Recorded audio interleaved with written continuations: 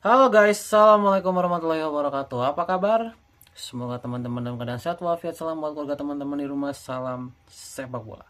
Perkenalkan gue aja, gue si netizen yang suka membahas bola. Iya, timnas Indonesia gagal menjadi juara FIFA Series 2026 Indonesia setelah kalah dari Bulgaria di partai final dengan skor tipis saja 0-1.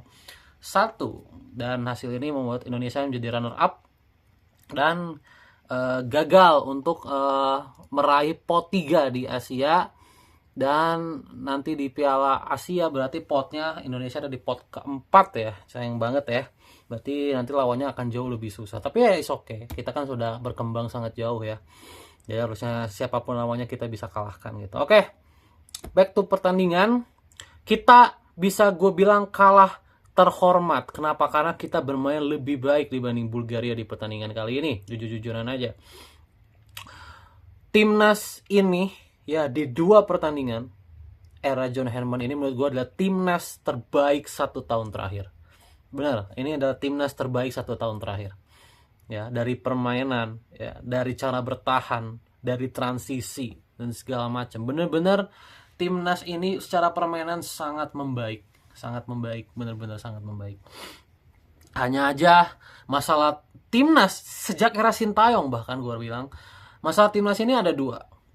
Pertama, kreativitas. Tanpa Tom Haye ini timnas benar-benar ompong tanpa kreativitas. Yang kedua adalah finishing. Benar-benar create chances kita sangat sedikit. Ya. Dan ini berhubungan juga dengan kita tidak punya pemain yang kreatif. Ya, tanpa Tom Haye ini benar-benar ompong sekali. Ya, dan kita tidak punya pemain depan juga yang kreatif. I'm so sorry, Ole Romani bukan pemain yang kreatif ya. Gitu. Di depan pun kita tidak punya pemain yang kreatif. Ragnar Oratmangun yang biasanya juga pemain yang biasanya kreatif, namun sayang Ragnar akhir-akhir ini benar-benar menurun. Menurun total, benar Ragnar. Ragnar di pertandingan ini juga nyaris nggak ngapa-ngapain, ya. Nyaris nggak ngapa-ngapain, jadi sangat disayangkan. Padahal kita bermain lebih baik dari Bulgaria. Ya. Oke, langsung aja kita breakdown. Lagi-lagi John Henman memainkan 4-4-2 yang di hybrid jadi 5-2 5-2-1-2 bisa gue bilang ya, 5-2-1-2 yang di hybrid jadi seperti itu, atau 5-3-2 juga bisa gitu ya. 5-2-1-2 sih lebih tepatnya, yang di hybrid jadi seperti itu dalam pola bertahan. Dan bermainnya di pertandingan ini lebih baik dibanding lawan St. Ken Nevis kemarin. Babak pertama sistemnya langsung berjalan. Kalau lawan St. Ken Nevis itu benar-benar pemain tuh kayak masih kebingungan banget. Itu kelihatan banget bola tuh sering hilang, bola sering patah. Namun di pertandingan ini benar-benar kelihatan bola itu sekarang mengalir sejadi-jadinya. Benar-benar sangat mengalir, benar-benar pemain juga sudah mulai mengerti ya. Cuma memang dalam karir sepak bola pasti ada aja yang bad play, dan menurut gue di pertandingan ini dua pemain sangat bad play ya. Pertama Ragnar Oratmangun sangat bad play untuk gue. Bukan Sananta ya. Gue bilang Sananta bekerja keras, tapi ya kita harus akui level Sananta memang cuma segitu.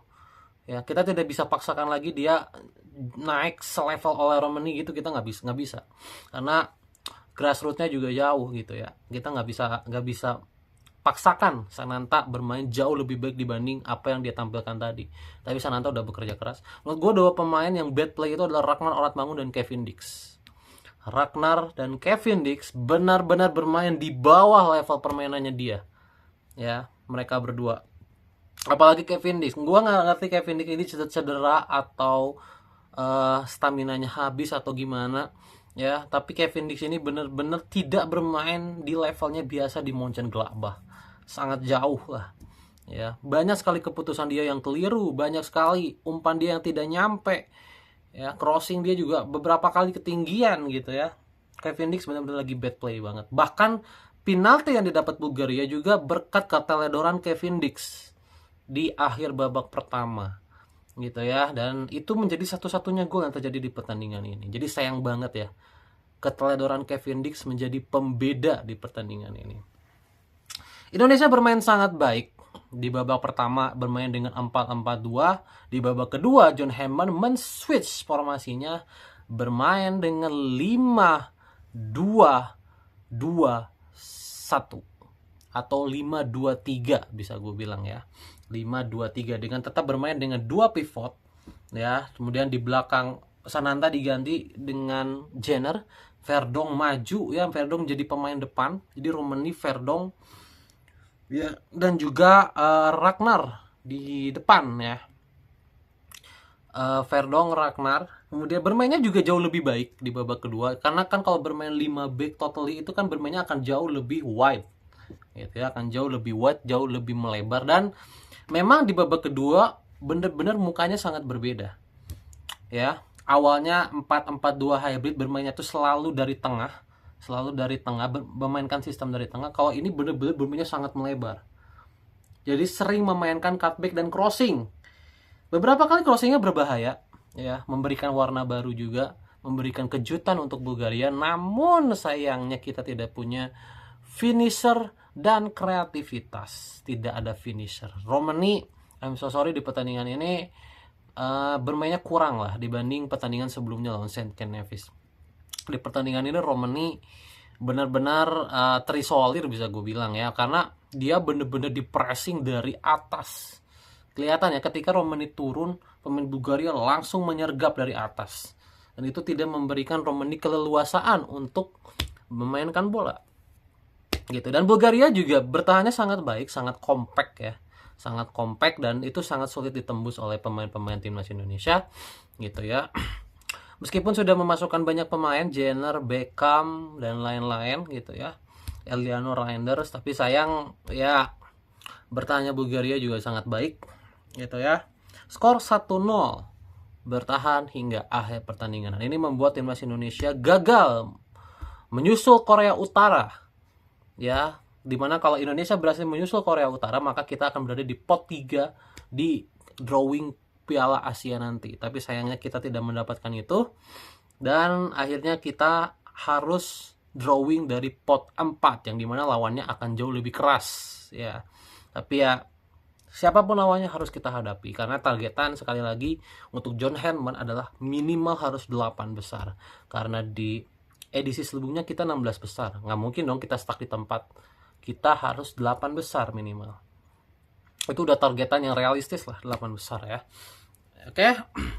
Dan kalau menurut gua rapor pemain terbaik di pertandingan ini, ya bisa gue bilang ya, pemain terbaik dari timnas Indonesia ya di pertandingan kali ini adalah Joy Pelupessy. Menurut gue Pelupessy bener-bener bermain sangat matang, sangat efisien, sangat efektif.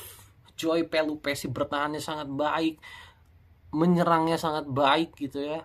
Joy Pelupessy menurut gue bener-bener another level sih. Oh sayang banget Joy Pelupessy ini bukan pemain yang kreatif, sayang sekali gitu ya. Jadi apapun yang dilakukan Pelupessy, meski kita tidak mencetak gol ya sama aja bohong. Tapi Joy Pelupessy memberikan benar-benar warna yang sangat luar biasa. Benar-benar ini tim tanpa Joy Pelupessy tidak akan seimbang, jujur. Dan tadi pun ketika Pelupessy keluar diganti oleh Beckham ya, keseimbangan jujur goyang. Benar-benar Pelupessy memainkan peranan yang sangat luar biasa menurut gue. Joy Pelupessy gitu ya. Menurut gue pemain terbaik dari Indonesia di pertandingan ini. Dan kekurangan Herman mungkin ya, Herman harus menemukan pemain kreatif di tengah terutama ya. Jadi pemain kreatif gue rasa nggak bisa ditaruh di sayap. Pemain kreatif harus ditaruh di tengah. Karena dengan memainkan 2 pivot seperti itu ternyata tanpa Romani turun susah banget ternyata ya memainkan transisi positif. Yang kedua, ada satu hal yang gue lihat tadi. Karena kita terlalu banyak memainkan center back atau pemain bertahan di posisi depan. Verdonk ditaruh di depan, Dix ditaruh di depan gitu ya. Pelupessy gitu-gitu. Banyak bola yang terlalu lama di-delay. Benar, bola itu ketika transisi positif harusnya bermain lebih cepat ke depan, ini malah di-delay. Dan itu tidak, ini bisa gue bilang itu bukan kesalahan si pemain, karena si pemain memang sudah terbiasa mendelay bola karena mereka pemain belakang. Gitu. Jadi harus di briefing gue rasa oleh John Henman bahwa ketika lu menjadi pemain depan, meskipun lu seorang pemain bertahan, lu harus transisi positif secepat mungkin. Itu yang tidak terjadi di pertandingan ini. Makanya bolanya sering banget mentok di tengah. Selain kita nggak punya pemain kreatif, bola terlalu lama dimainkan di tengah. Terlalu lama. Karena tipikal pemainnya bertahan semua. Kemudian harus punya seorang attacking playmaker. Ya. Gue rasa pemain kayak Beckham, pemain kayak Marcheng kalau ada, atau Tom Haye nanti wajib sekali main, karena tanpa mereka ompong sekali kreativitas. Ompong. Romani bukan pemain yang kreatif ternyata ya. Ketika dia di press, dia tidak bisa melakukan apapun gitu. Jadi nanti mungkin mungkin pandangan total gua nanti tentang John Herdman di 2 pertandingan ini akan gua buat di video selanjutnya. Oke, jadi selamat untuk gua John Herdman sudah memberikan, bisa gue bilang, kepercayaan baru, harapan baru ya untuk timnas Indonesia memperbaiki diri setelah setahun ini sangat rungkat ya. Mudah-mudahan ini menjadi harapan baru, awal baru ya, dan John Herdman benar-benar bisa membawa timnas Indonesia ke Piala Dunia 2030. Ini adalah pondasinya. Oke? Mantap, John Herdman.